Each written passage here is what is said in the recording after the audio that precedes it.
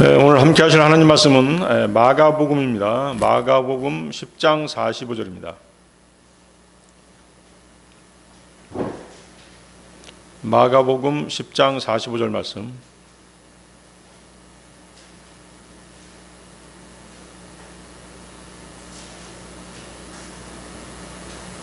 마가복음 10장 45절 찾으셨으면 제가 받들어 읽겠습니다. 인자도 섬김을 받으러 온 것이 아니라 오히려 섬기러 왔고 많은 이들을 위하여 자신의 생명을 하나의 속량값으로 주려고 왔기 때문이라. 성경에서 권위는 자신을 높이기 위한 것이 아니라 섬김을 위한 것입니다. 영적 권위는 하나님께서 누군가에게 맡겨주신 특별한 책임입니다. 목회자가 자신의 주의를 이용해서 다른 사람을 지배하거나 통제하거나 착취할 때 그들은 하나님의 뜻을 어기는 것입니다.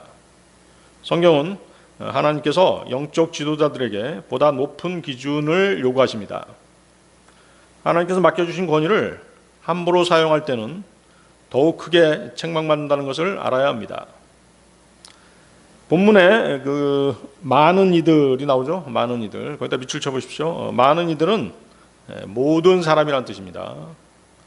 디모데전서 2장 6절이 이 사실을 확인해 주십니다. 디모데전서 2장 6절이라고 거기다 써놓으면 되겠죠. 디모데전서 2장 6절. 그분께서 모두를 위하여 하나의 속량값으로 자신을 주셨으니 합당한 때에 증언을 받으시리라. 그래서 디모데전서 2장 6절에 모두를 위하여 속량값으로 주셨다고 말씀하시죠. 그래서 이 말씀은 예수 그리스도께서 택함 받은 사람들만을 위해 죽으신 것이 아니라는 뜻입니다. 그렇죠. 요한복음 1장 29절인데요. 여러분들이 잘 아는 구절이죠. 요한복음 1장 29절. 다음 날 요한이 자신에게 오시는 예수님을 보며 이같이 말하니라. 세상 죄를 제거하시는 하나님의 어린 양을 보라. 십자가에 달리신 예수 그리스도의 흘리신 보혈이 세상 죄를 제거했어요. 그 세상 죄 가운데는 여러분의 죄들도 포함되는 것이죠. 그렇습니다. 요한일서 2장 2절인데요. 요한일서 2장 2절. 또한 그분께서는 우리의 죄들을 위한 화해 제물이시니 우리의 죄들로 인한 것뿐만 아니라 오히려 온 세상의 죄들로 인한 것이기도 하니라. 온 세상의 죄들로 인한 것이기도 하니라.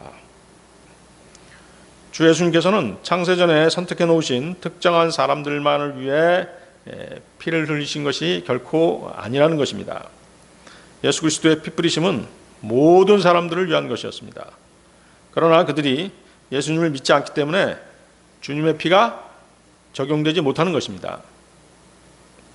어떤 죄인이 그리스도께서 그들을 위해 치르신 구속의 효력을 누리지 못한다고 해서 예수님께서 그들의 죄값을 치르지 않으셨다라고 하는 것은 결코 아니라는 것입니다.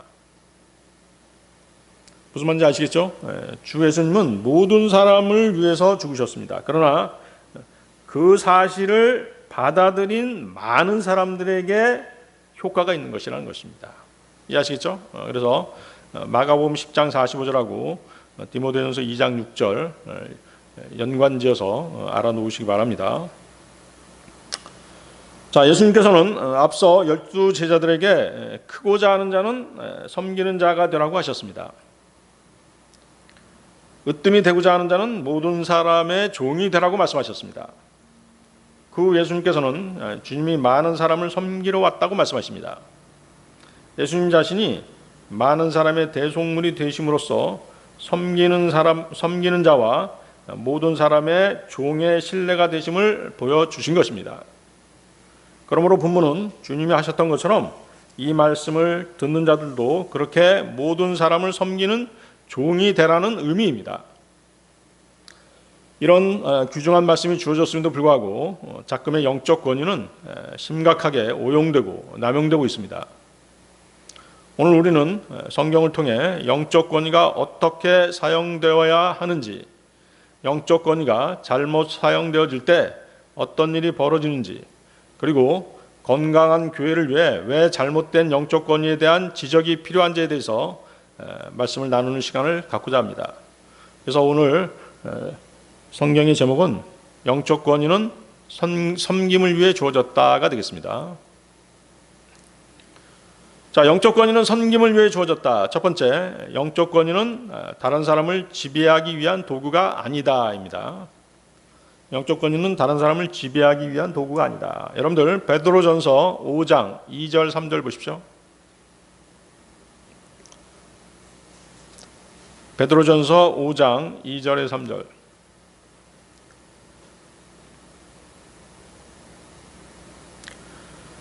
너희 가운데 있는 하나님의 양무리를 먹이면서 그들을 감독하되 억지로 하지 말고 오직 자원하여 하며 더러운 이익을 위하여 하지 말고 오직 준비된 생각으로 하라. 또한 하나님의 상속재산인 그들 위해 군주들 같이 되지 말고 다만 양무리의 본보기들이 되라. 예수님께서는 제자들에게 진정한 리더십이란 섬김이라고 가르쳐 주셨습니다. 하나님의 왕국의 권위는 권력이 아니라 겸손에 있다고 말씀하셨습니다. 또한 바울은 교회의 사역자들을 하나님의 신비들을 맡은 청직이라고 묘사했습니다.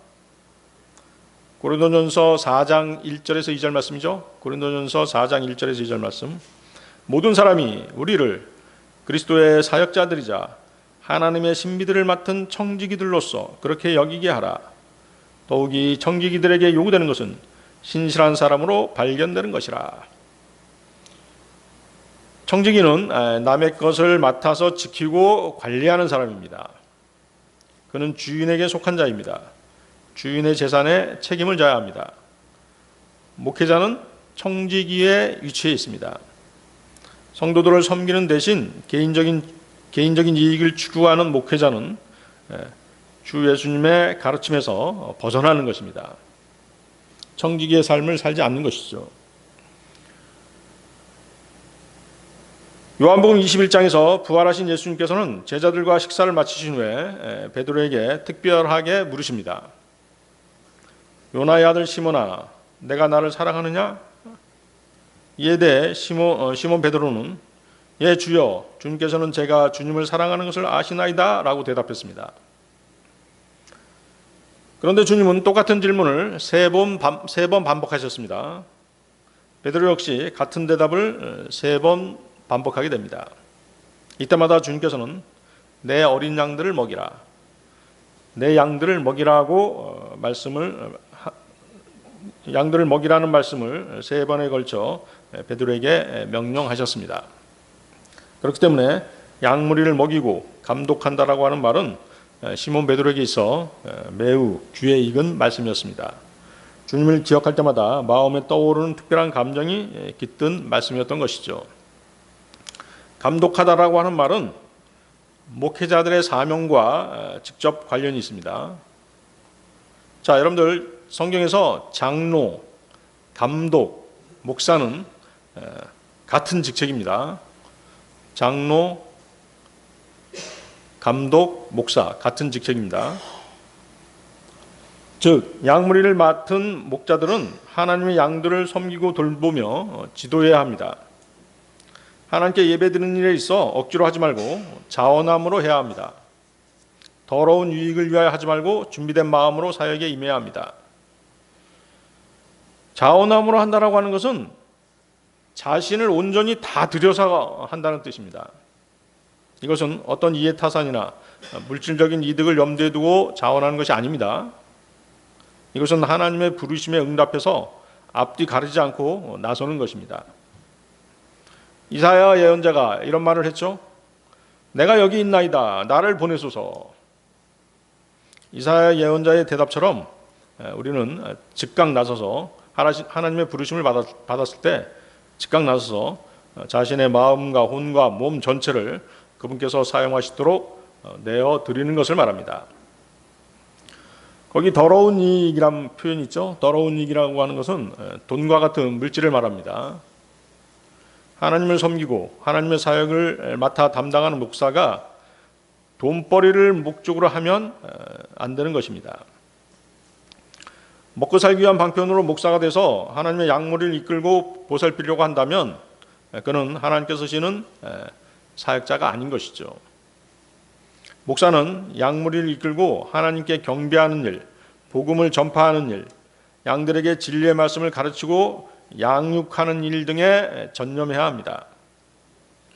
그리고 성도들의 풍요한 영적 삶을 위해 돕는 일 등 모든 것이 하나님만을 섬기는 일에 집중되어야 합니다. 먹고 사는 문제는 완전히 하나님께 맡긴 채 살아가는 사람이어야 한다는 것이죠. 이러한 목사가 하나님께서 쓰시는 진정한 사역자인 것입니다. 거기 보십시오. 준비된 생각으로 하라. 준비된 생각. 그릇된 동기에서가 아니라 올바른 동기에서 우러나와서 사역에 임해야 한다는 뜻입니다. 사역자는 양무리 앞에 군림하고 그들을 지배하려는 독재자가 되어서는 안 됩니다. 그는 하나님을 섬기는 일에 있어서나 하나님의 말씀을 읽고 공부하고 순종하는 일에 있어서나 복음을 전파하고 구령하는 일에 있어서뿐만 아니라 모든 삶에 있어서 양무리의 본이 되는 사람이어야 합니다.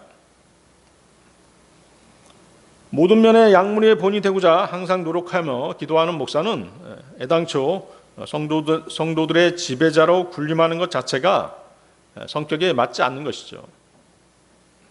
반대로 양무리 앞에 군림하고 그들을 지배하고자 하는 목사는 아무리 언행에 주의하고 위선을 떤다고 할지라도 성도들의 본이 되기는 처음부터 틀린 사람입니다.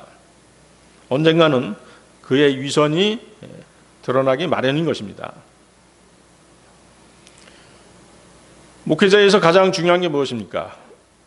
설교 잘하는 것입니까? 물론 설교도 중요합니다. 성경을 많이 아는 것입니까? 성경 많이 알아야죠. 가장 근본적으로 중요한 것은 목회자의 인격인 것입니다. 성도들과 교제하고 믿음 생활을 하다 보면 그 사람의 인격이 숨겨질 수가 없는 것이에요. 드러날 수밖에 없는 것입니다. 그러면 구원받은 그리스도인들은 정확하게 판단할 수밖에 없는 것이죠. 목회자는 기본적으로 섬기고 보살피는 사람입니다. 섬기고 보살피는 사람은 다른 사람을 지배하려고 하지 않습니다. 다른 사람에게 자기가 섬김을 받고 높임을 받으려고 할 때 나오는 것이 바로 지배 욕구인 것이에요. 이런 목사는 필연적으로 하나님을 두려워하지 않습니다. 오히려 사람을 두려워하죠. 이런 목사는 언젠가는 자기 자신을 주님의 권위 위에 올려놓기 마련입니다. 그렇기 때문에 그 교회 성도들 역시 자연히 하나님을 두려워하지 않고 사람을 두려워하게 됩니다. 이런 목사는 또한 자기 말을 하나님의 말씀 위에 둡니다. 그러다 보니 그 교회 회원들은 성경을 멀리하는 것입니다. 그들은 성경 말씀보다 목사의 말에 이끌려 다니게 됩니다. 목사의 잘못된 말을 하나님의 말씀보다 더 신뢰하는 것입니다. 그렇죠? 여러분들 경험해 본 사람도 있을 것이에요. 어떤 교회 일부 성도가 우리 목사님 말씀은 하나님 말씀으로 받아야 돼. 이렇게 얘기하는 사람 있잖아요. 그분이 그분이야. 목사님이 바로 하나님이야. 뭐 이렇게 얘기하는 사람도 있잖아요.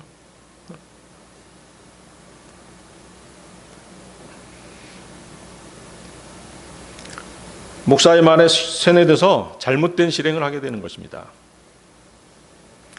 그렇죠? 설교자가 강단에서 어떤 설교를 하느냐, 감수성이 예민한 성도들은 바로 그것을 흡수하는 것이에요. 설교자가 강단에서 막 누구를 저주하는 그런 설교를 하게 해보세요. 그럼 성도들도 잘못된 선견을 가지고 사람들을 대하는 것이에요. 또 이렇게 하라 저렇게 하라 잘못된 실행을 명령하는 경우도 있잖아요.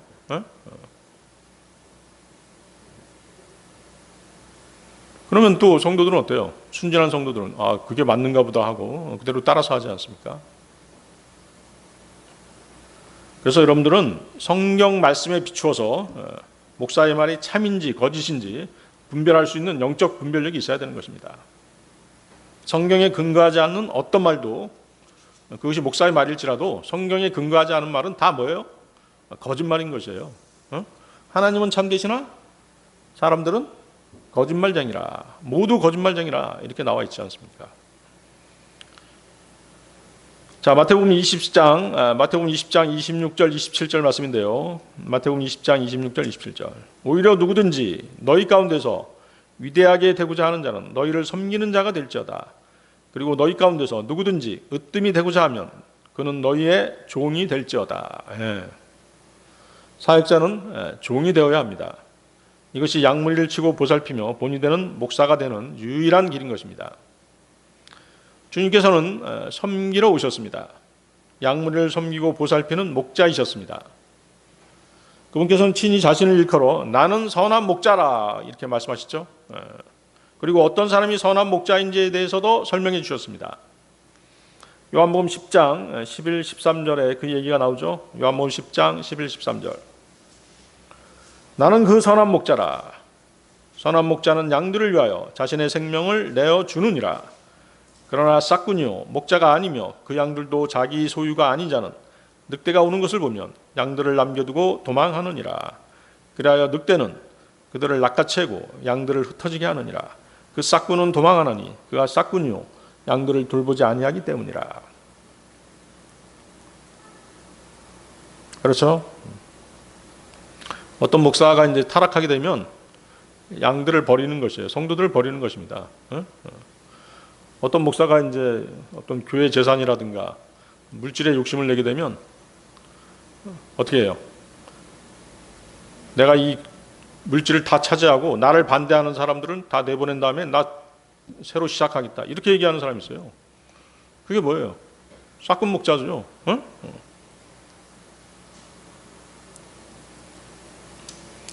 목회자가 자신의 영적 권위를 사용해서 회중의 입을 틀어막거나 죄를 은폐할 때가 있습니다. 그는 하나님께서 주신 영적 권위의 목적을 잘못 사용하는 것입니다. 성령적 권위는 하나님의 백성을 보호하고 돌보고 세우기 위해 존재하는 것입니다. 그들을 착취하거나 통제하고 지배하기 위해 영적 권위가 존재하는 것은 아니라는 것입니다. 영적 권위는 섬김을 위해 주어졌다. 두 번째, 하나님께서는 권위를 올바르지 않게 사용하는 지도자들을 심판하십니다. 자금에 권력을 많이 가지고 있는 자들은 정치인들입니다. 그들의 권력에 대한 시각과 권력을 사용하는 자세를 보면 그가 좋은 정치인인지 나쁜 정치인인지를 알 수 있습니다. 자신에게 주어진 권력을 자신과 자신을 추종하는 집단을 위해서 사용한다면 그는 나쁜 지도자입니다. 주어진 권력은 국민을 위해 사용되어야 하는 것입니다. 성경에 그 엘리 제사장이 나오죠. 또 엘리의 아들들이 나옵니다. 엘리 아들도 다 제사장이었습니다. 엘리 아들들은 제사장 직분을 남용해서 재물을 훔치고 여자들을 성적으로 착취했습니다. 여러분들 사무엘상 2장 22절에서 25절 한번 보십시오. 사무엘상 2장 22절에서 25절. 자, 사무엘상을 오늘 많이 찾아보겠습니다.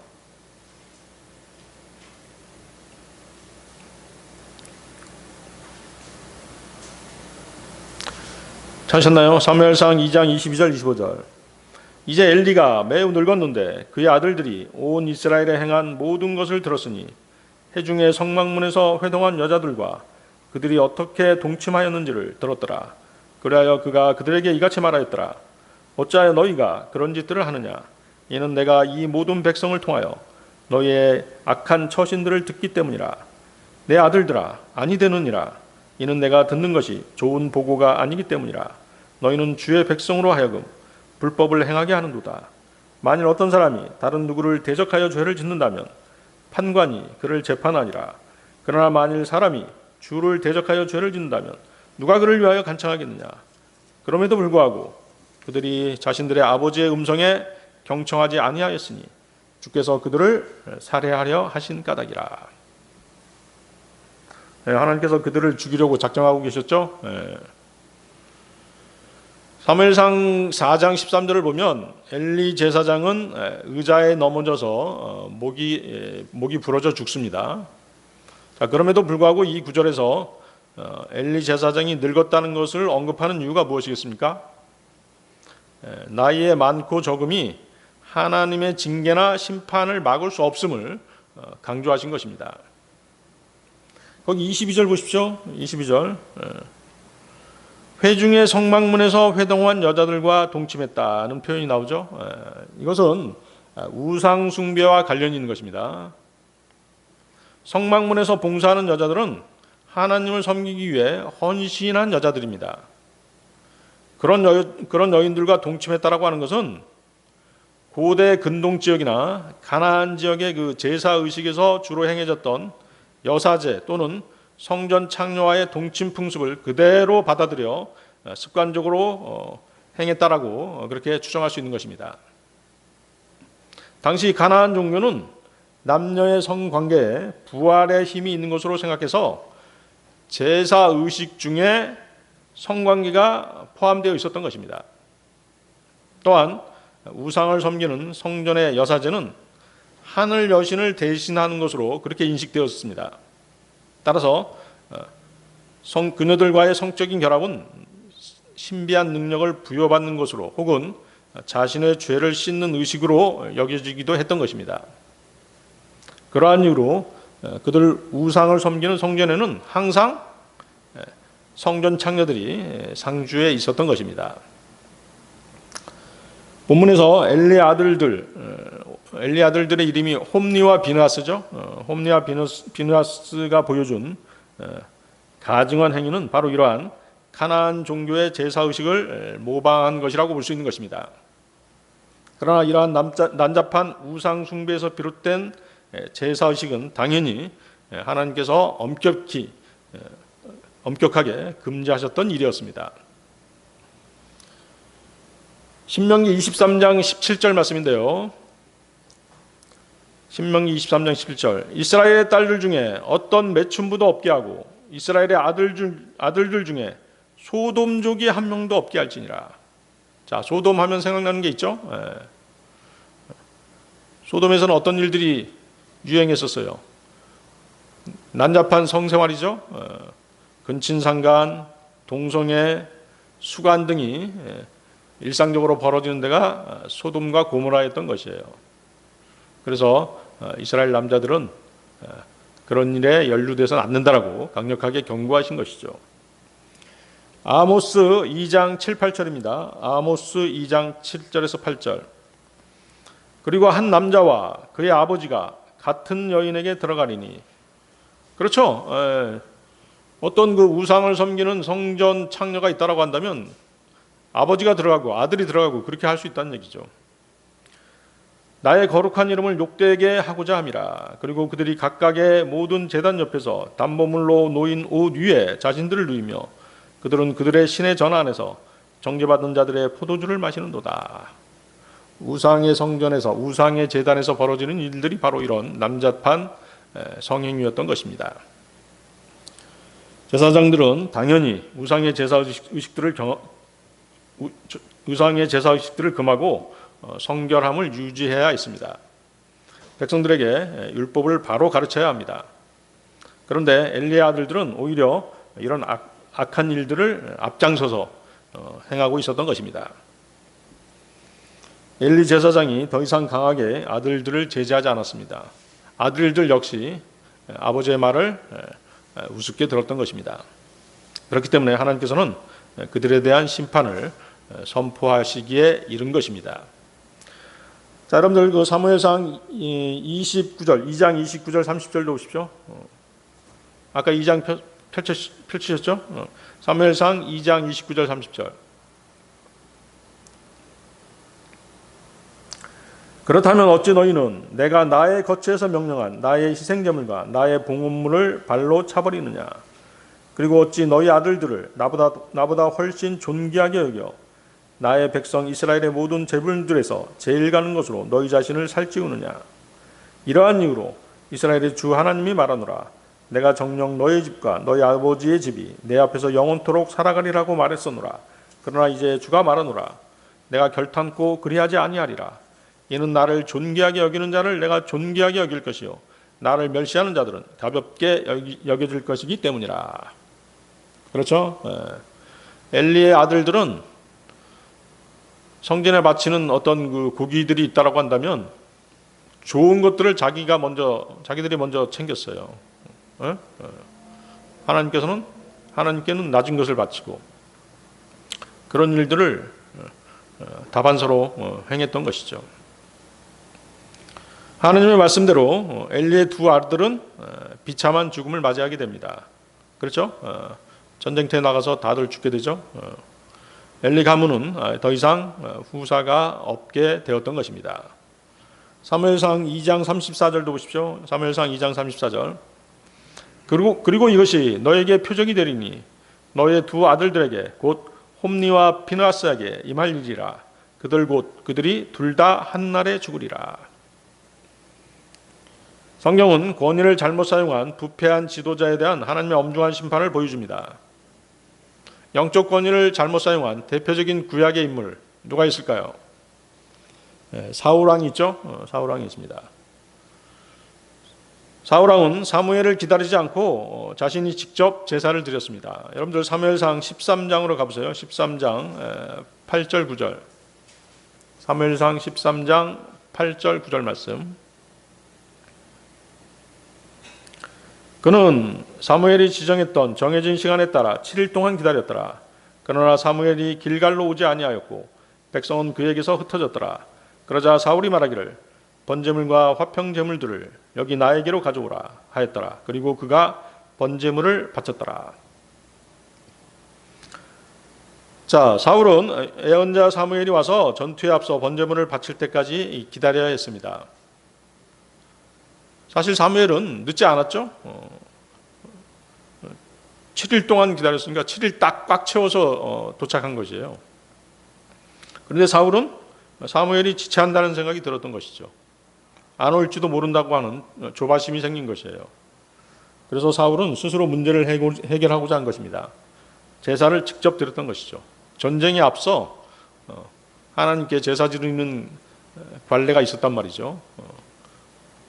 그래서 자기가 직접 제사를 드려버린 것이죠. 그런데 어때요? 제사는 누가 드리는 것이에요? 제사장과 예언자만이 드릴 수 있는 권한을 가지고 있죠. 사울의 행위는 하나님의 명령을 직접적으로 위반하는 일이었습니다. 그 결과 사무엘은 사울을 꾸짖게 됩니다. 사울의 왕국이 오래가지 못할 것이라고 선언했습니다. 사울은 정치 군사적 권위와 영적 권위를 혼동했던 것입니다. 그는 사무엘의 제사장 역할을 빼앗았던 것입니다. 이것은 명백히 자신의 권위를 잘못 사용한 것이었습니다. 사울은 또한 저주의 맹세로 영적 권위를 잘못 사용했습니다. 여러분들 14장으로 가보세요. 사무엘상 14장 24절. 사무엘상 14장 24절.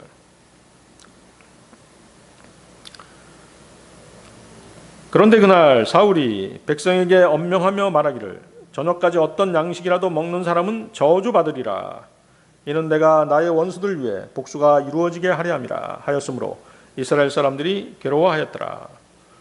그렇죠? 뭔가 밥을 먹어야 식사를 해야 전투에 임하지 않겠어요? 그렇죠? 힘을 내서 전투를 벌여야 되는데 밥을 못 먹게 하는 것이에요. 식사를 못하게 하는 것이죠. 그렇게 하여 백성 중 아무도 어떤 양식도 맛보지 못하였더라. 사울은 저녁 전에 음식을 먹는 군인에게 저주의 맹세를 해버린 것이죠. 그것은 전투에서 더 집중하도록 하려는 의도였습니다. 하지만 허기진 백성들은 나중에 너무 허기져서 짐승을 잡는데 짐승을 잡아가지고 어떻게 했어요? 피와 함께 고기를 먹음으로써 율법을 어기게 된 것입니다. 그의 아들 요나단도 자신도 모르게 꿀을 먹음으로써 사울의 맹세를 어겼습니다. 사람들은 사울의 어리석은 명령으로부터 요나단을 구출해야 했던 것이죠.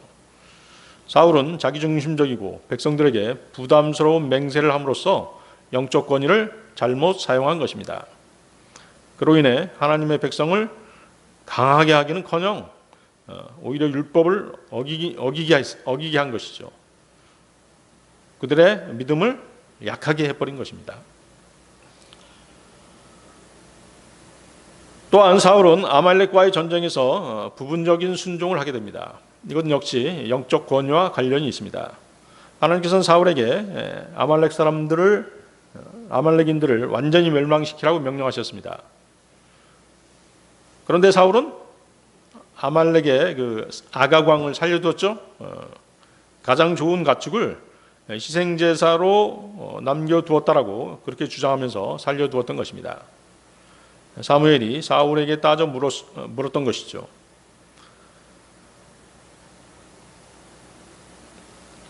그러자 어때요? 사울은 죄를 자백하기보다는 오히려 책임을 전가하고 변명만 늘어놓았던 것입니다. 하나님께서 왜 그 아말렉을 진멸하라고 말씀하셨을까요? 아말렉이 상징하는 게 뭐죠? 바로 우리 육신이죠. 그렇죠? 그래서 우리 육신과의 싸움은 주님 오실 때까지 계속되는 것입니다. 아말렉은 출애굽 때부터 계속 이스라엘을 괴롭혔던 그런 민족이죠. 특히 대열에서 뒤로 처진 사람들만을 집중적으로 공격해서 이스라엘에게 많은 피해를 줬던 그런 민족이었던 것입니다. 육신과의 싸움에서 지는 사람들은 그렇게 아말렉 족속의 밥이 되는 것이에요. 여러분들 사무엘상 15장으로 가겠습니다. 15장 22절 23절 보십시오. 여러분들 잘 알고 있는 아주 유명한 구절이죠. 15장 22절 23절.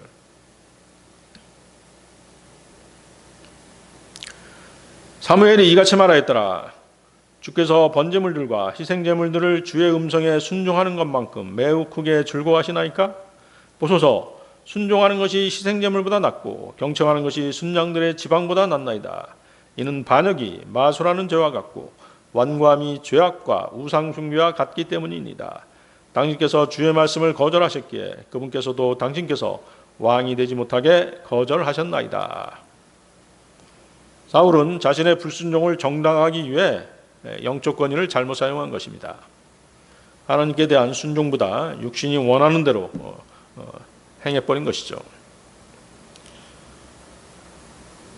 사울은 질투심에 사로잡혀 다윗을 죽이려고까지 했습니다.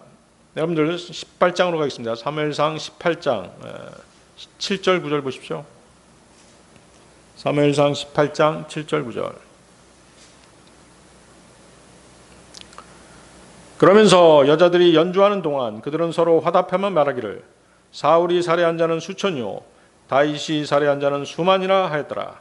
그러자 사울이 몹시 격노하였으니 그들이 말한 것이 그를 불쾌하게 하였더라. 그런즉 그가 말하기를 그들이 다윗에게 수만을 돌리고는 나에게 고작 수천을 돌렸도다. 그런즉 그가 왕국 외에 무엇을 더 가질 수 있겠느냐 하였더라. 그런즉 그날 이후로 사울이 다윗을 눈여겨 보았더라. 다윗이 백성들에게 더 많은 칭찬을 받자 사울은 질투심을 느꼈던 것입니다. 그는 다윗을 죽이려고 여러 번 시도했습니다. 그에게 창을 던져 죽이려고 했죠. 군인들을 그의 집으로 보내서 잡으려고 했습니다. 또한 광야에서 그를 다윗이 광야로 도망가죠. 광야에서 그를 잡고자 많은 군대를 보내기도 했고 자신이 직접 잡으려고 쫓아다니기도 했습니다. 사울은 자신의 왕권에 불안감을 느낀 것입니다. 그런 나머지 하나님이 주신 권위를 사용해서 무고한 사람 다윗을 박해했던 것이죠. 다윗을 감싸던 아들 요나단마저 해치려고 했던 것입니다. 그의 잘못된 영적 권위는 마침내 영매술사에게 조언을 구하기까지 한 것입니다. 여러분들 사무엘상 28장으로 가보세요. 사무엘상 28장 7절. 사무엘상 28장 7절.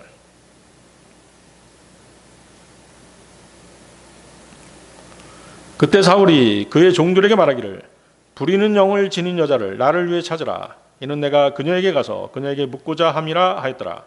그러자 그의 종들이 그에게 말하기를 보소서 어떤 부리는 영을 지닌 여자 한 명이 엔돌에 있나이다 하였더라.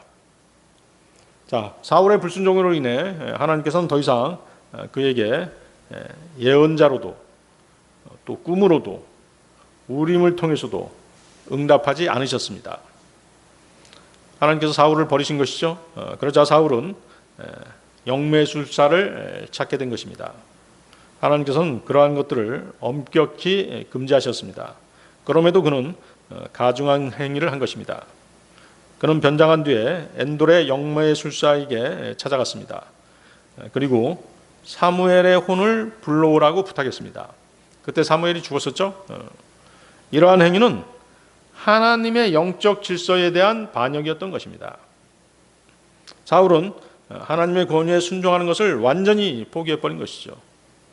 대신 금지된 마귀의 수단을 통해 권력을 추구했던 것입니다. 사울의 행위는 작금의 무속에 의지하는 정치인들의 행태와 똑같은 것입니다. 그들 정치인들이 그런 가증한 일에서 돌이키지 않으면 그들의 말로는 험악할 수밖에 없는 것입니다. 사울에게 일어난 각각의 사건은 점진적으로 쇠퇴하는 모습을 보여줍니다. 사울은 처음에는 인내심을 시험받았습니다.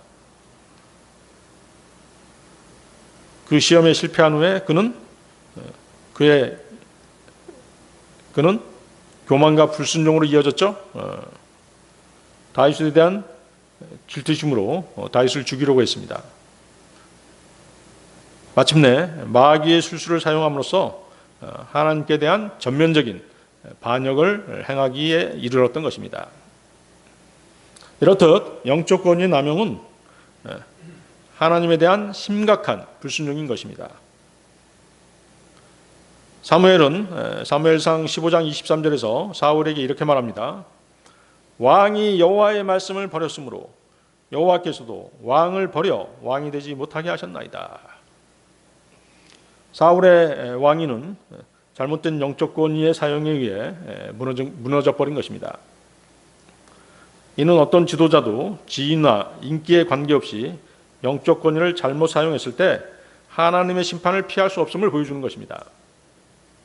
이러한 예들은 어떤 지도자도 하나님의 법 위에 설 수 없음을 보여주는 것입니다.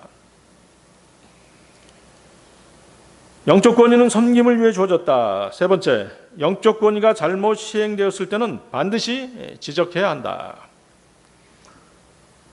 영적 권위가 잘못 시행되었을 때는 반드시 지적해야 된다. 여러분들 디모데전서 5장 20절 찾아보십시오. 디모데전서 5장 20절.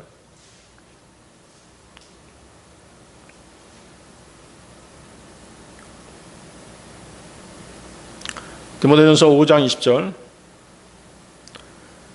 다른 이들도 두려워하도록 죄를 지은 자들을 모든 이들 앞에서 꾸짖으라. 죄를 지은 자들 누굴까요? 여기 그 19절을 보면 문맥상 범죄한 장로들을 가리키는 것입니다. 디모데전서 5장 19절도 보십시오. 바로 그 이후에 장로를 대적하는 고소는 받아들이지 말되 두세 증거들 앞에서만 받아들이라. 자, 아까 말씀드렸죠. 장로, 감독, 목사는 같은 직분이라고 말씀드렸습니다. 특히 여기서 죄를 지은에 해당하는 헬라어 하마르론타스는 현재 분사형으로 쓰였습니다. 이 사실은 계속해서 죄를 범하고 있는 장로들의 모습을 연상시키는 것입니다. 장로에 대한 송사는 두세 증인에 의해서 확정되는 것입니다. 뿐만 아니라 범죄가 사실로 드러났음에도 불구하고 그러한 범죄 사실에 관계된 장로가 죄에 대한 지적을 받아들이지 않는 경우가 있습니다. 그렇죠? 회개하기를 거부하고 계속해서 죄를 범한다면 이들은 모든 사람, 즉 모든 성도가 보는 앞에서 공개적으로 책망받아야만 한다는 것이 성경적인 처리 방법인 것입니다. 이것이 죄를 지은 목사, 타락한 목사에 대한 하나님의 처리 방식인 것이죠. 그렇다면 이와 같은 책망의 목적이 무엇이겠습니까? 그것은 바로 다른 장로들, 다른 목사들이 범죄하는 것을 막기 위해서입니다. 본보기를 보여주는 것이죠. 믿음과 양심 안에서 두려워할 수 있도록 하기 위해서입니다. 여기서 두려워하도록이라고 하는 말은 다른 사람들로 하여금 범죄 사실을 공표하게 하는 것입니다. 공표하게 해서 계속적인 두려움을 갖도록 하는 것을 말하는 것입니다. 이것이 공개적인 책망의 목적인 것이죠. 장로에 대한 송사는 두세 사람의 증인이 없으면 기각할 것을 명령하고 있습니다. 구약에 따르면 이스라엘에서는 어떤 사람이든지 간에 두세 사람의 증인이 있어야만 기소와 판결을 진행할 수 있었습니다. 신명기 17장 6절이죠. 신명기 17장 6절. 죽어 마땅한 자는 두 증인이나 세 증인의 입으로 사형에 처할지니라. 그러나 증인 한 명의 입으로는 그를 사형에 처하지 말지니라. 그리고 만일 이러한 두세 사람의 증인이 없다면 당연히 그들은 기소와 판결로부터 철저히 보호될 수 있었습니다. 이러한 모세의 율법은 단지 이스라엘뿐만 아니라 초대교회에서도 통용되던 원리였던 것입니다. 고린도후서 13장 1절인데요. 고린도후서 13장 1절. 이번이 내가 너희에게 세 번째로 나아가는 것이라. 모든 말마다 두세 증인의 입으로 확립되어야 하리라. 교회 안에서 일어나는 어떤 범죄 또 잘못된 실행들에 대한 판단을 두세 사람의 증인이 필요하다는 것이죠. 이 같은 원리는 장로들에 대한 송사 문제에도 그대로 적용됩니다. 헬라어로 그 송사 또는 고소는 헬라어로 카테고리안이라고 하는데요. 이것은 이제 신약 성경에서는 요한복음 18장 29절에서는 고소로 번역됐습니다. 송사, 고소. 또 디도서 1장 6절에서는 비난으로 번역됐습니다. 그래서 송사라고 하는 헬라어가 고소로 번역될 수 있고 또 비난으로 번역될 수 있다고 하는 거 알아두시기 바랍니다. 그래서 장로들의 이름이나 명예가 아무 이유 없이 고소되거나 비난받아서는 안 된다는 것이죠. 예수님의 경우에도 어땠어요? 예수님은 죄 없으신 분이셨잖아요. 그럼에도 불구하고 아무런 이유 없이 비난과 고소를 받으셨죠? 성경은 타락한 지도자들에 대한 죄의 지적이 필요하다고 말씀하십니다. 그런데 어때요? 어떤 성도가 용기를 내서 이 명령을 실행한다면 그는 곧 교회를 혼란에 빠뜨리는 자로 낙인 찍혀서 어때요? 공격당하게 되죠? 그런 일이 대부분입니다. 그러나 타락한 목사의 잘못에 대한 지적이 없으면 그 교회 역시 계속해서 타락할 것입니다. 그것은 교회사가 증명하는 바입니다. 옳고 그름을 분별하지 못했기 때문에 또한 범죄를 눈 감아 주었기 때문에 악한 것을 선하다고 했기 때문에 그 교회는 영적 분별력을 잃어버린 행태를 계속하다 망해버리고 마는 것입니다. 두세 사람의 증인이 목사 앞에서 어떤 장로를 면전에 세워놓습니다. 그리고 그의 잘못을 말합니다. 당사자인 장로도 자신의 잘못을 인정했다면 젊은 목사는 그 장로보다 낮은 그 나이가 어린 목사겠죠. 그 목사는 그 장로를 꾸짖어야 된다는 것이죠. 반면에 증인들이 잘못 고소했다면 목사는 그 증인들을 꾸짖어야 합니다. 회중 앞에서 공개적으로 책망해야 합니다. 자, 이런 문제를 다루는 데 있어서 가장 좋은 방법은 장로를 송사하기 위한 특별한 모임을 소집하는 것입니다. 어떤 위원회 같은 것을 만드는 것이죠. 그래서 이 위원회에 소집될 사람들은 100% 고소자나 피고인의 영향을 받지 않는 사람들로 구성되어야 합니다. 그리고 죄를 범한 사람이 죄를 자백하게 해야 합니다. 그런 다음에 어떻게 해야 될까요? 죄를 자백하게 한 다음에 어떻게 해야 될까요? 네? 당분간 직책을 내려놓고 자숙 기간을 갖게 해야 합니다. 그리고 그의 죄를 용서해야 합니다. 누가복음 17장 3절이죠. 누가복음 17장 3절. 너희 자신을 주의하라. 만일 너의 형제가 너를 거슬러 범법을 한다면 그를 꾸짖으라. 그러고 나서 만일 그가 회개한다면 그를 용서하라. 꾸짖고 용서하는 것이 성경적인 방법인 것입니다. 고린도 교회에 아주 수치스러운 어떤 범죄가 있었죠. 어떤 사람이, 어떤 남자가 자기 계모하고 간통한 그런 사건이 있었습니다. 그때 어땠어요? 그를 징계했죠? 그를 징계했습니다. 그러다가 나중에 어떻게 했어요? 그가 회개하고 애통해하자 그를 다시 용서하는 그런 장면이 나옵니다. 장로들에 대한 송사도 마찬가지라는 것이죠. 그를 꾸짖은 다음에 그가 회개하고 자백하면 용서해야 된다는 것이죠. 자, 그럼 죄를 용서한 다음에 어떻게 할까요? 죄를 용서한 다음에 죄를 용서한 다음에 어떻게 하죠? 그를 다시 회복시켜야 하는 것입니다. 그가 원하면 계속 사역을 하게 하는 것입니다. 갈라디아서 6장 1절 한번 찾아보세요. 갈라디아서 6장 1절 말씀에 근거한 것입니다. 갈라디아서 6장 1절.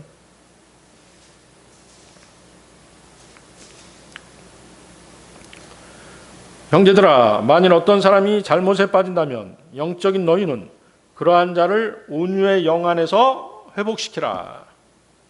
또한 너 자신을 숙고하여 너도 시험에 들지 아니하게 하라.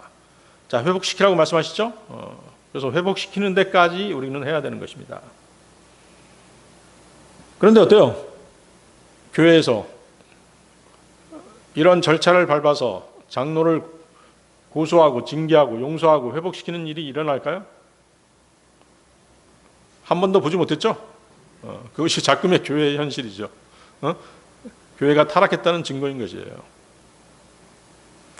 어떤 설교자가 이 성경적인 명령을 지켜서 타락한 목사의 잘못을 지적하면 어떻게 됩니까? 그 목사의 입지가, 그 설교자의 입지가 아주 곤란하게 되죠. 바로 어때요? 배신자로 낙인 찍히는 것입니다. 이게 작금 교회의 현실이죠. 그리고 교회에서 추례당하는 게 보통입니다. 성경적인 고소 과정조차도 밟지 못하게 하는 것이죠. 입을 뻥끗하는 순간 공격당하고 영적 전쟁에 휘말리게 되는 것입니다. 교회가 타락하고 있다는 증거죠. 나단 선지자는, 나단 예언자는 다윗 왕이 밧세바와 간음죄를 저지른 뒤 그를 꾸짖었습니다. 여러분들 사무엘하 한번 보세요. 사무엘하 12장 7절에서 12절 한번 보십시오.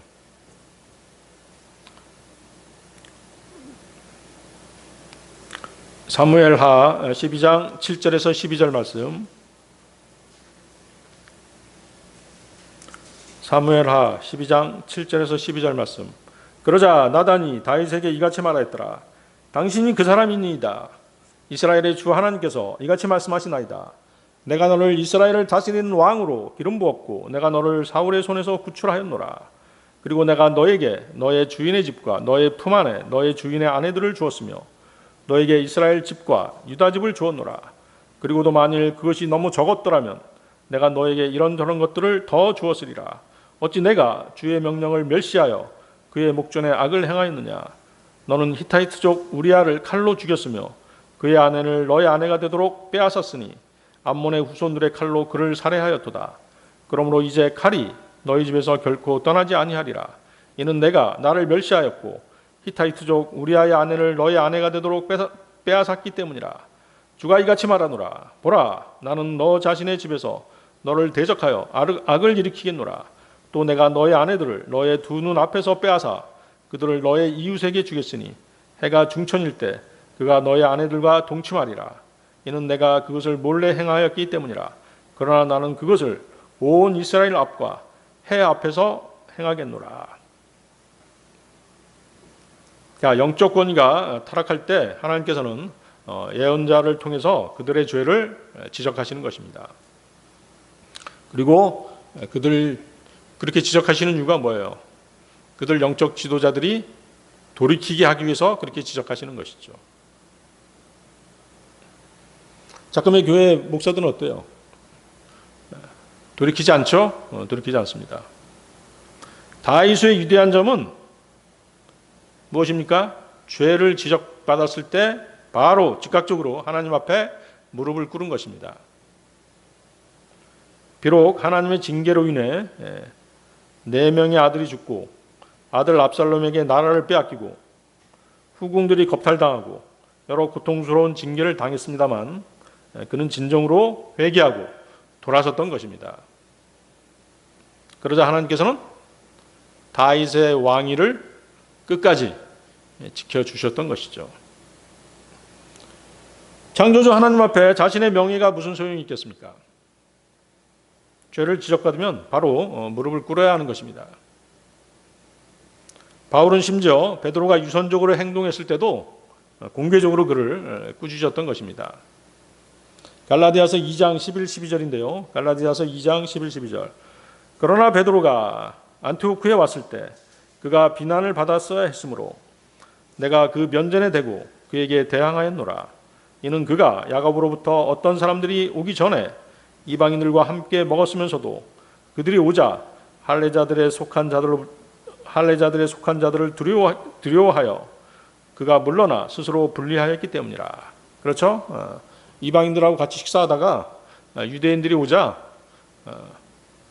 그렇잖아요. 유대인들은 이방인들하고 같이 어울리지 않게 돼 있죠. 이방인들하고 식사하다가 유대인들이 오자 바로 그 식사를 하다 말고 도망가 버린 것이에요. 위선적이죠. 그 위선을 바울이 꾸짖었던 것이죠. 지역교회는 이러한 성경적 전통을 따라야만 합니다. 그리고 지적받은 목사는 자신에게 행해지는 징계를 받아들여야 합니다. 이것이 진정한 하나님께 대한 순종인 것입니다. 그것은 양떼들의 양심을 보호하기 위한 것입니다. 교회가 하나님 앞에 거룩함으로 서기 위해서입니다. 그것이 영적 권위의 의로움을 회복하기 위한 안전장치인 것입니다. 오늘 설교의 결론입니다. 영적 권위는 하나님께서 주신 거룩한 믿음입니다. 지배하기 위한 것이 아닙니다. 섬기기 위한 것입니다. 구약과 신약은 부패한 지도자의 위험성과 바로잡아야 할 필요성을 보여줍니다. 목회자가 돈 문제, 여자 문제 또는 권위주의적 지배욕에 빠졌을 때 교회는 침묵해서는 안 됩니다. 사무엘이 사울에게, 나단이 다윗에게, 바울이 베드로에게 그랬던 것처럼 하나님께서는 목회자들에게 회개를 촉구하십니다. 교회는 목사가 머리가 아닙니다. 오직 예수 그리스도 우리 주님만이 교회의 참된 머리가 되십니다. 골로새서 1장 18절이죠. 골로새서 1장 18절. 그리고 그분께서는 몸된 교회의 머리시라. 그분께서는 시작이시오 죽은 자들로부터 첫째로 나신 분이시라. 곧 그분께서는 모든 것들 안에서 월등함을 지니려 하심이라. 목회자가 도덕적으로 타락할 때 그리스도의 몸된 교회는 진리와 정의 그리고 치유를 추구할 권리와 책임을 모두 갖는 것입니다. 목회자들은 그분의 종으로서 그분께 책임을 져야 합니다. 그러므로 여러분은 사역자들이 말씀에 순종하고 하나님의 기준을 따르도록 해야 합니다. 권위가 남용될 때는 지적할 수 있게 해달라고 기도하셔야 됩니다. 우리는 사랑 안에서 진리를 담대히 말해야 됩니다. 그렇게 해서 교회가 거룩하고 그리스도께 충성스럽게 설 수 있도록 해야 합니다. 영적 권위는 절대적인 권위가 아닙니다. 그것은 하나님께로부터 주어지고 그분은 자신의 백성을 위해 그분의 성도들을 위해 권위를 맡기신 것입니다. 영적 권위가 목사 자신만을 위해 작동하게 되면 타락할 수밖에 없습니다. 세상 정치도 마찬가지죠. 권력을 자기 자신만을 위해서 사용하면 망할 수밖에 없는 것이에요. 진정한 권위는 예수님이 하신 말씀이죠. 인자도 섬김을 받으러 온 것이 아니라 오히려 섬기러 왔고 많은 이들을 위하여 자신의 생명을 하나의 속량값으로 주려고 왔기 때문이라고 말씀하신 그리스도를 따르는 것입니다. 따라서 타락한 목회자에 대한 책망은 권위에 대한 공격이 아니라 하나님의 질서를 회복하기 위한 것입니다. 목사의 잘못된 영적 권위는 성경의 가르침을 명백히 위반하는 것입니다. 구약과 신약 모두 하나님께서 자신의 지위를 악용하는 지도자들을 드러내시고 심판하신다는 것을 보여주고 있습니다. 목사의 영적 권위는 존중되어야만 합니다. 하지만 지역교회 목사의 책망은 성경의 증거에 따른 것입니다. 이것은 영적 권위가 주님 안에 있는 양떼를 지배하는 것이 아니라 섬기는 것이라는 사실에 기반하는 것입니다. 네, 다 같이 기도하시겠습니다.